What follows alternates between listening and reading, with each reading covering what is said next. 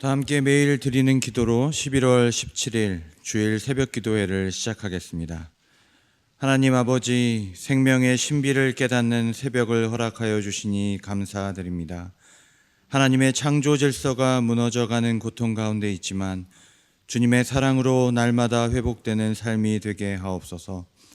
전쟁과 질병, 자연재해로 고통받는 자들을 일으켜 주시고 나라의 위정자들에게 하나님을 경외하는 마음과 지혜를 주셔서 나라 안팎의 위기를 잘 이겨내게 하시고 복음 통일이 이루어져 북한 땅의 복음의 새 아침이 밝아오게 하옵소서.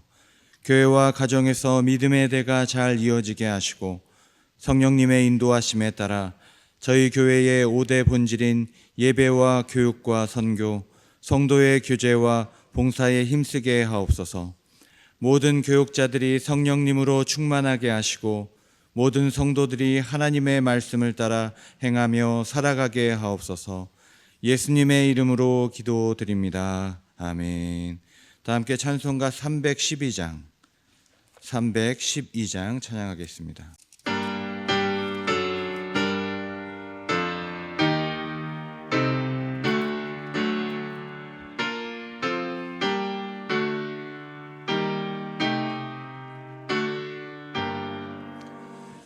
너 하나님께 이끌리어 일평생 주만 바라면 너 어려울 때 힘 주시고 언제나 지켜주시리. 주 크신 사랑 믿는 자 그 반석 위에 서리라. 너 설레는 맘 가다듬고 희망 중 기다리면서 그 은혜로 신 주의 뜻과 사랑에 만족하여라. 우리를 불러주신 주 마음에 소원하신다. 주 찬양하고 기도하며 내 본분 힘써 다하라. 주 약속하신 모든 은혜 내게서 이루어지리라. 참되고 의지하는 자 주께서 기억하시리. 아멘. 주일 오이코스 통독 범위는 로마서 11장과 12장입니다. 그 중에서 하나님께서 오늘 우리에게 주시는 말씀은 로마서 12장 1절의 말씀입니다. 로마서 12장 1절입니다. 다 함께 한 목소리로 봉독하겠습니다. 그러므로 형제들아, 내가 하나님의 모든 자비하심으로 너희를 권하노니 너희 몸을 하나님이 기뻐하시는 거룩한 산 제물로 드리라. 이는 너희가 드릴 영적 예배니라. 아멘. 로마서 11장은 이스라엘의 구원과 이방인의 구원에 대해서 이야기합니다. 그리고 로마서 12장은 그 구원하시는 하나님의 사랑, 그 하나님의 복음에 대한 응답으로서 성도의 일상에서 어떻게 몸으로 드리는 예배, 거룩한 산 제물로 드려야 할 것인가라는 성도의 삶에 대한 이야기를 바울은 전하고 있습니다. 오늘 말씀을 다시 묵상하면서 천천히 읽어보겠습니다. 함께 읽습니다. 그러므로 형제들아, 내가 하나님의 모든 자비하심으로 너희를 권하노니 너희 몸을 하나님이 기뻐하시는 거룩한 산 제물로 드리라. 이는 너희가 드릴 영적 예배니라. 아멘. 이 1절은 그러므로라는 단어로 시작합니다. 헬라어로는 운이라고 하는 짧은 접속사입니다. 앞과 뒤를 인과관계로 이어주는 것이죠. 이렇기 때문에 이렇게 된다라는 인과관계입니다. 짧은 단어이지만 이 로마서 전체를 두 부분으로 나누는 결정적인 단어이기도 합니다. 로마서 1장에서 바울은 사람이 하나님을 영화롭게 하는데 얼마나 처참하게 실패하였는지를 보여줍니다. 우리의 죄 때문에 하나님을 영화롭게 할 수 없다는 것입니다. 그러나 그 바울은 저수를 통해서 11장까지 예수 그리스도를 통해서 하나님께서 우리를 어떻게 사랑하시고 어떻게 의롭게 하시고 이방인이든 헬라인이든 다른 어떤 민족이라도 이 구원하는 도로 인해서 우리가 하나님께서 의롭게 하심, 거룩게 하게 하심, 구원을 받았다 이야기하는 것입니다. 그래서 11장 33절을 보시면 우리 본문 조금 위에 있는데요. 찬양합니다. 깊도다 하나님의 지혜와 지식의 풍성함이요 그 은혜요 사랑이요. 하나님을 찬양하며 끝납니다. 제가 보기에 논리적으로는 이 로마서 11장에서 로마서가 끝나도 아무런 문제가 없어 보입니다. 그런데 여기서 바울이 더 붙이는 겁니다. 그러므로. 이것은 짧지만 무거운 단어입니다. 왜냐하면 성도의 삶은 결코 구원에 대한 감사와 찬양으로만은 끝날 수 없다는 것이죠. 은혜의 커다란 저수지가 있습니다. 저는 이런 장면이 떠올랐어요. 하나님께서 우리를 구원하시고 우리를 사랑하시는 거대한 저수지가 있습니다. 그런데 거기서 끝나지 않는다는 겁니다. 거기서 그러므로라고 하는 거대한 파이프가 꽂힌 겁니다. 이 수로를 통해서 이 은혜의 저수지, 이 사랑의 저수지가 어디론가 흘러가야 한다는 것이죠. 그러면 성도는 어떻게 살 것인가? 나는 내 가정에서, 직장에서, 교회 공동체 안에서 어떤 존재로 살아가고 거기에 있을 것인가? 라는 질문과 그 겉면을 바울은 이어가고 있는 것입니다. 그러므로 여러분, 이 그러므로라는 단어를 여러분 잘 묵상해 보시기 바랍니다. 우리의 삶의 그러므로, 헬라어로 이걸 어디에 붙이느냐에 따라서 우리의 삶의 수질이 달라지기 때문입니다. 세상에 이야기들이 있습니다. 헛된 소문들이 있습니다. 맛있는 것을 먹고 사는 것이 가장 행복한 인생이야 라는 저수지에 우리의 운을 붙이면 그러므로 우리는 그렇게 살아야 된다가 됩니다. 편안한 것이, 행복한 것이 제일이야 라는 허탄한 세상의 논리와 그런 소문에 우리의 그러므로를 붙이면 우리의 삶은 그 오염된 물을 세상에 줄 수밖에 없는 인생이 된다는 것입니다. 여러분, 오직 로마서가 전해 주는 것처럼 하나님의 복음에 여러분 이 그러므로를 붙일 수 있기를 축복합니다. 다음으로 이어지는 단어가 있습니다. 형제들아라는 단어입니다. 헬라어로 아델포스라고 합니다. 교회에서 우리가 보통 서로를 그렇게 부르지 않습니까? 누구누구 자매님, 누구누구 형제님이라고 부르는 어떻게 보면 성경적인 근거가 될 수도 있다는 생각을 합니다. 그러므로 형제들아. 바울은 의도적으로 이 단어를 썼다고 저는 생각합니다. 왜냐하면 로마서를 읽어보아도 로마 교회는 다양한 인종들이 섞여 있어서 인종적인, 문화적인, 또 민족적인 긴장이 느껴지고 있기 때문입니다. 유대인도, 헬라인도, 아프리카인도, 아시아인도 전 세계에 모여있는 사람들이 이 로마 교회에 모여있는 것입니다. 서로 판단하고 구별하고 있는 것이죠. 그러므로 형제들아, 제가 은혜의 저수지를 말씀드렸죠. 하나의 파이프가 또 하나 꽝 꽂힌 겁니다. 형제들아, 여기서 놀라운 바울의 선포가 있는 것이죠.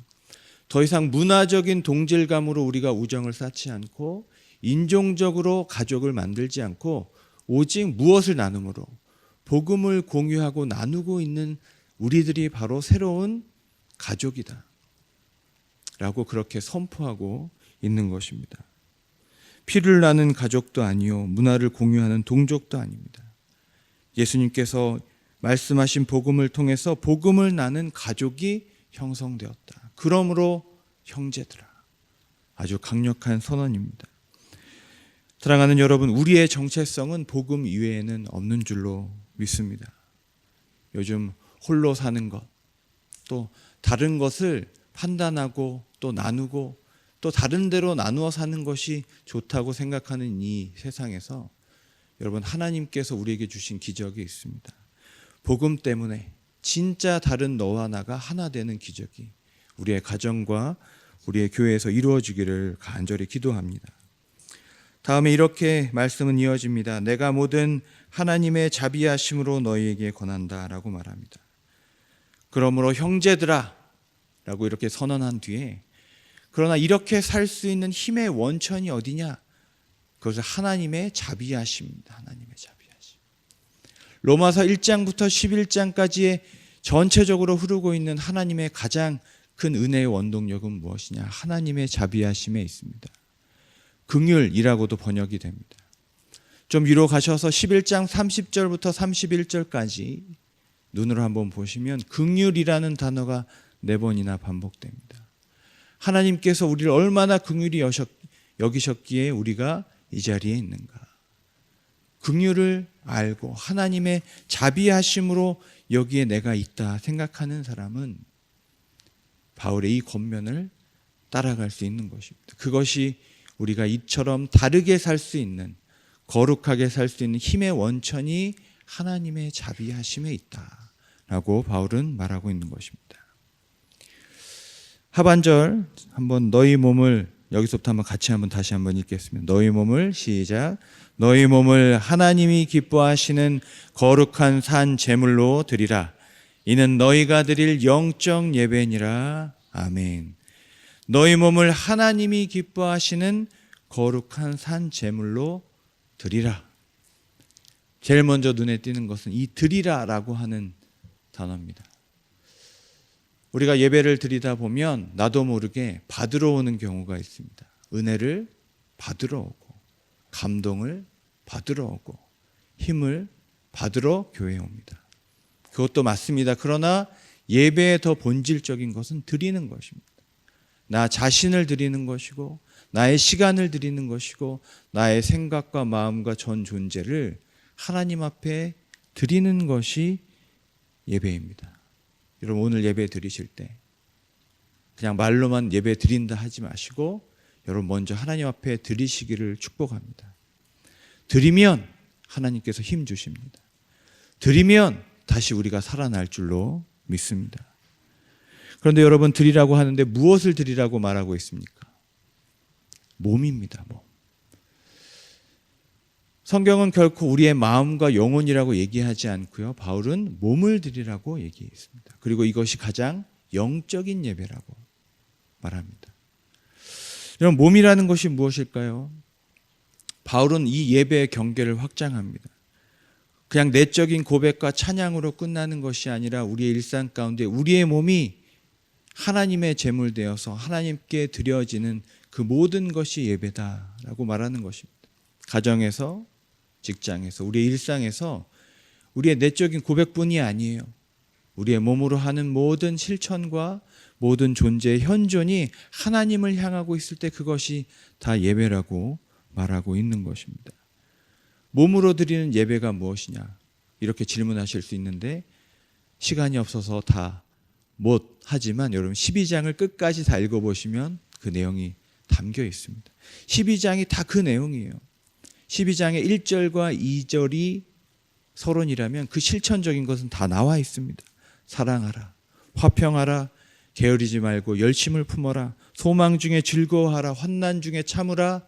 이 모든 것이 하나님 앞에 드려지는 산 제물로서의 우리의 몸이라는 겁니다. 여러분 이렇게 사실 수 있기를 축복합니다. 또 오늘 본문 가운데 또 재미있는 것이 있습니다. 재물인데 어떤 재물입니까? 죽어있는 재물입니까? 죽어가는 재물입니까? 산 재물이에요. 살아서 숨쉬는 재물로 나를 드리라는 겁니다. 이것이 참 독특하죠. 이방신들에게 드리는 것은 보통 그 시대에 가장 좋은 것을 죽여서 예쁘게 해서 드립니다. 저는 제사상을 많이 보지 않았지만 어떤 제사상에도 살아있는 생선이 퍼덕거리는 것을 본 적이 없습니다. 여러분도 그러실 거예요. 그런데 하나님께서는 살아있는 제물을 받으신다는 거예요. 제가 이것에 대해서 묵상을 하고 하다가 아주 적절한 설명을 찾았습니다. 산제물로 드리라는 것이 무엇이냐? 마치 지금 죽었다 살아난 것처럼. 저는 이 표현이 제일 마음에 들었어요. 그게 무엇입니까?